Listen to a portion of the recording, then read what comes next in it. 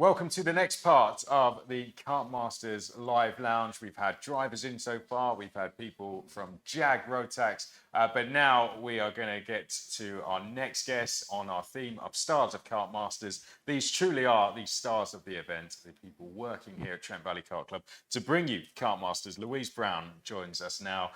Thank you very much for taking the time to join us. I know it's been a very busy period leading up to the event and the event itself. Tell us a little bit about the work that's gone into putting this event together. When did it start for you? For us, it probably started when the last Kartmasters finished.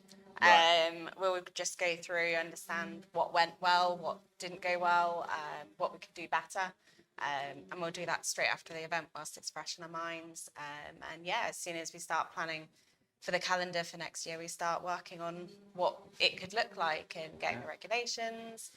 So yeah, it's ongoing all the time. Yeah. If I can jump into the minds of you all as a club, then what's changed this year, shall we say, to help improve the event? Because I know constantly it's always improving, and it only has itself to beat. Really, it's so well run as an event. Yeah, definitely. It is hard to always find something that's a little bit different to improve upon for the following year. But this year we've changed the formats of the Friday and Saturday slightly based on feedback that we got from last year and how we felt it ran last year. So we've got the two identical days with the qualifying and the heats. So that's one bit that we changed for this year. The prizes we've bulked up even more. I think it's £36,000 worth of prizes are up for grabs across the whole event. And we've added in a marshal of the event as well to really try and give back to the people who are out volunteering and today out stuck in the rain. Yeah. Just little bits. It won't be anything massive, but just continually trying to take the feedback and go that one step more. Yeah, and they truly are doing a brilliant job out there. I look out the window here from the live lounge VIP area, and it is pretty tricky out there. So that's something that you can't change, the conditions. No. But I know another thing, a really good screen down there for people to watch in, hopefully the sun tomorrow. Yeah, that's obviously a new addition and has been really well received, and hopefully lets everybody from in the paddock have that extra little bit of connection with what's happening out on track. So let's talk a little bit about your personal involvement then with Kartmasters away from the club, because you did race here yourself, and that's where the journey started for you. So take us back to the beginning, where it all started, and your time and experiences racing at Kartmasters. Yeah, well, there's been a few.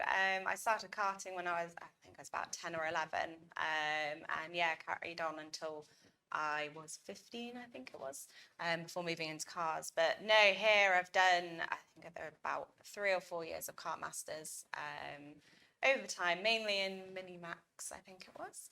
It's always been a great event, and I loved racing here. And I just remember sort of the feeling of the crowds and all of that, walking out onto the track. It always brings that extra something that other events don't have. And any names stick out for you as competitors that you raced against? I know Alice mentioned Jack Harvey, IndyCar racer. Anyone that sticks out for you? Ash Sutton, who's obviously in touring cars, Tom Ingram. They might have been the class above, actually. But they were certainly in the paddock then. Yeah, they were all about in the paddock. And when I was in cars, Landon Norris was about. There's been a lot of the names that are floating around. Alice was in the paddock as well. Yeah.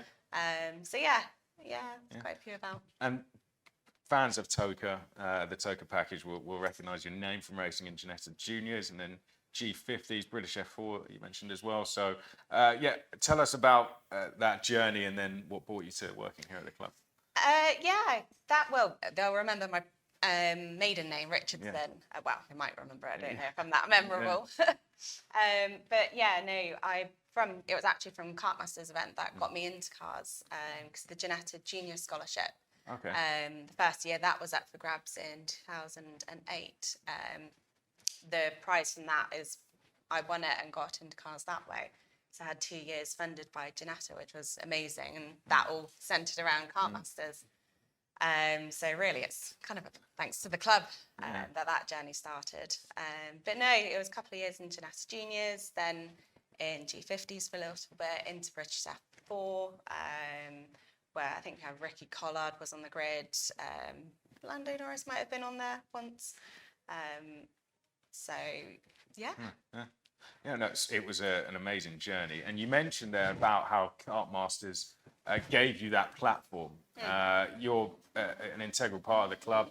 It's giving the drivers here a great platform for similar opportunities, would you say? I mean, we've got the live stream going on as well, so they've got a big platform to race on, but big prizes as well. Yeah, definitely, it does.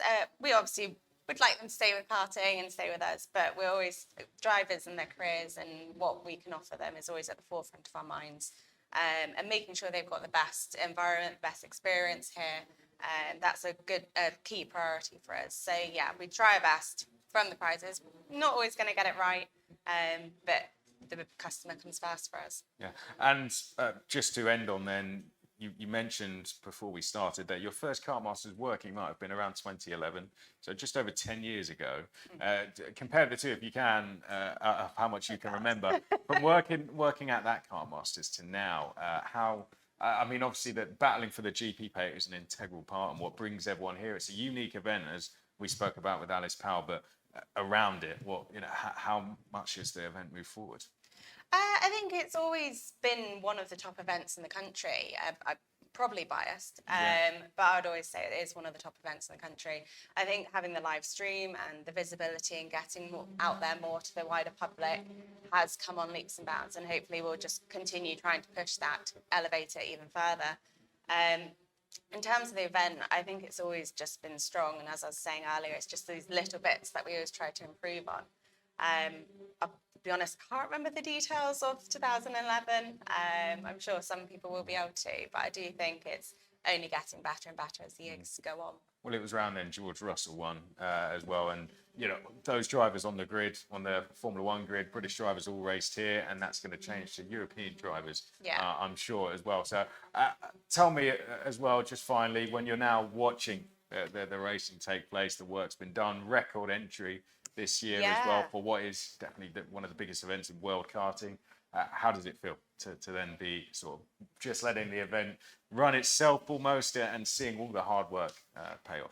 It is really, really rewarding, especially when you think about everybody who's here. They are volunteers, and it's all off their own steam that they're here. They're not required to be here, and just the volume of people who come and just want to be a part of it. It is so rewarding to see it happen. And we won't relax until the end of Sunday and everybody's headed home. We won't fully relax until then. So I'll come back to you on that one.